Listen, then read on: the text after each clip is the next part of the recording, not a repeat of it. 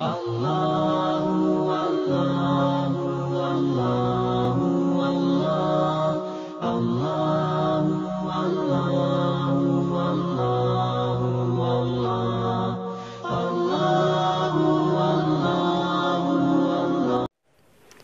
ہے حسین، جس کا تعلق ہے دیر سے۔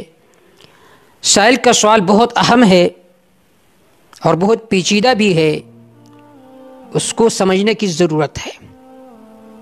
سوال ان کا یہ ہے کہ یہ جو کلمہ کا طلاق ہوتا ہے شریعت میں، اس کی کیا تفصیل ہے، اور کون سے مذہب میں یہ واقع ہوتا ہے اور کون سے مذہب میں کلمہ کا طلاق جو ہے یہ واقع نہیں ہوتا۔ سب سے پہلے کلمہ کا طلاق جو ہے نا، یہ ایک ممنوع طلاق ہے، ممنوع۔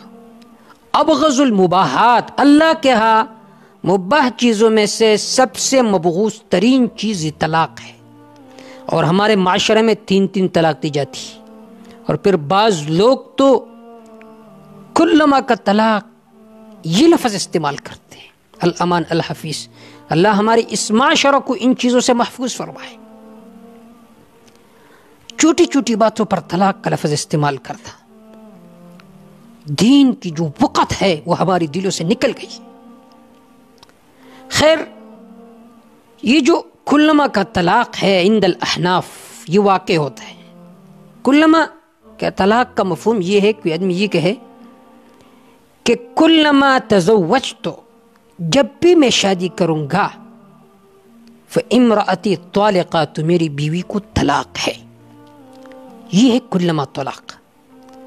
فقہاء احناف کے ہاں وہ فرماتے ہیں جو اس طرح لفظ استعمال کرے تو جب بھی وہ شادی کرے گا تو اس کی بیوی کو طلاق آٹومیٹک واقع ہو جائے گی۔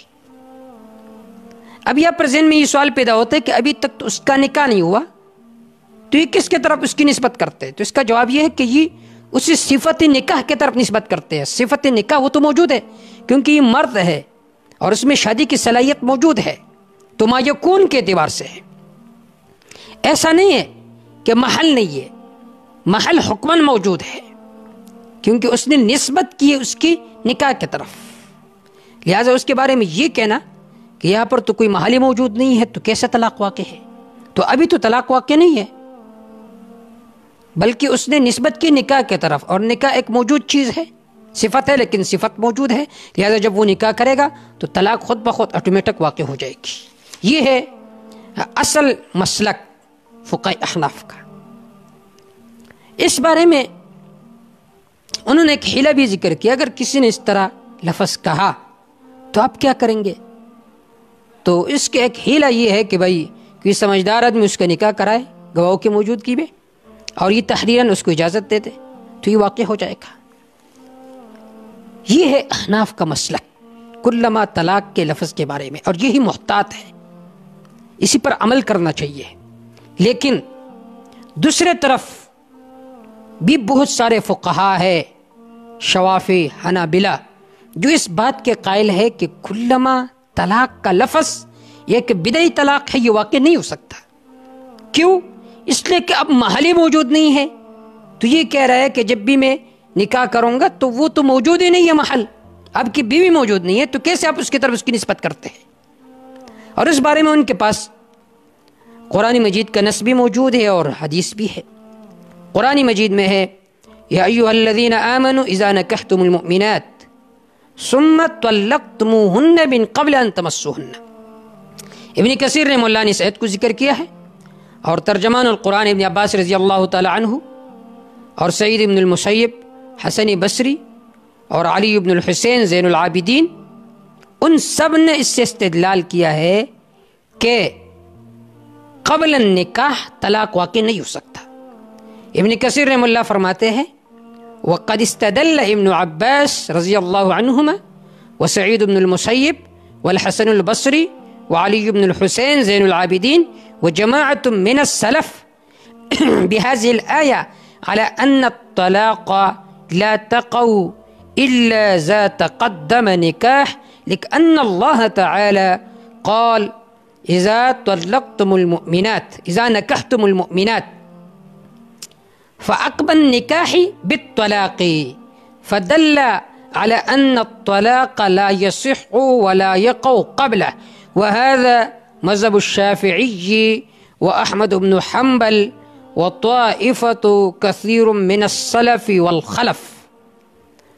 عبارت کا حاصل یہ وہ فرماتے ہیں کہ دیکھیں اس آیت میں اللہ رب العزت نے یہ ارشاد فرمایا کہ جب تم نکاح کرو اس کے بعد طلاق کا لفظ ذکر کیا، تو اس سے معلوم ہوا کہ طلاق اس وقت واقع ہوگی جب اس سے پہلے نکاح موجود ہو. جب نکاح موجود نہ ہو تو طلاق واقع نہیں ہو سکتا. اور اس آیت سے بہت سارے سلف اور خلف نے استدلال کی اس بات پر کہ قبل النکاح طلاق واقع نہیں ہو سکتا.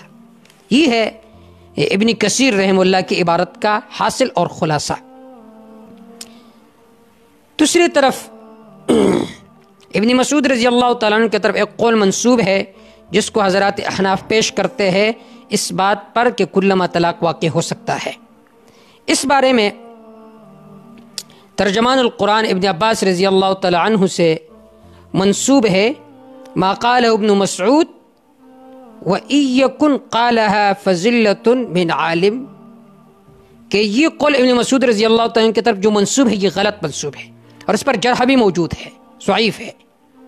لیکن اگر بالفرض ان کا یہ قول ہو تو فضلۃ من عالم فی الرجل، یہ تو ان سے اکساوہ ہو چکی ہے کہ انہوں نے یہ قول کہ ان تزوجت فلانا فہی طالق، کیونکہ قال اللہ تعالی یا ایھا الذین آمنوا اذا نکحتم المؤمنات ثم طلقتموہن ولم یقل اذا طلقتم المؤمنات ثم نکحتموہن.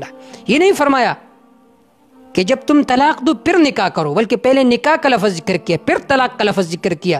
اس سے معلوم ہوا کہ قبل النکاح طلاق کی واقع نہیں ہو سکتا. سنن الکبریٰ میں علامہ بیہقی رحمہ اللہ نے اس روایت کو نقل کیا ہے اور اس کی سند صحیح ہے.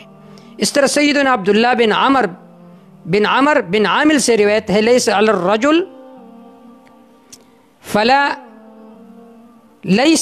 الرجل فیما لا یملک، کہ آدمی کے اختیار میں نہیں ہے لیس علی الرجل طلاق فیما لا یملک، کہ جس آدمی کی کوئی آدمی مالک نہ ہو تو اس کے دینے کا وہ اختیار نہیں رکھتا. اگر ایک آدمی کا منکوحہ نہیں ہے تو اس کو طلاق دینے کا وہ مختار بھی نہیں ہے. تو اس روایت سے بھی معلوم ہوا کہ قبل النکاح طلاق واقع نہیں ہو سکتا. مصنف ابن ابی شیبہ، مسند احمد، سنن ابی داود، مشکل الآثار، ان سب میں یہ روایت موجود ہے.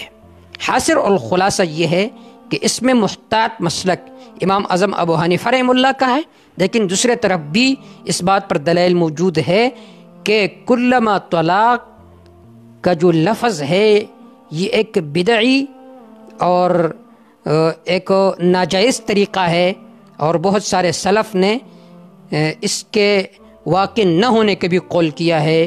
وَإِن كَانَ الْخَطْأُ فَمِنِّي وَمِنَ الشَّيْطَانِ وَإِن كَانَ الصَّوَابُ فَمِنَ اللَّهِ وَاللَّهُ تَعَالَى أَعْلَمُ بِالصَّوَابِ.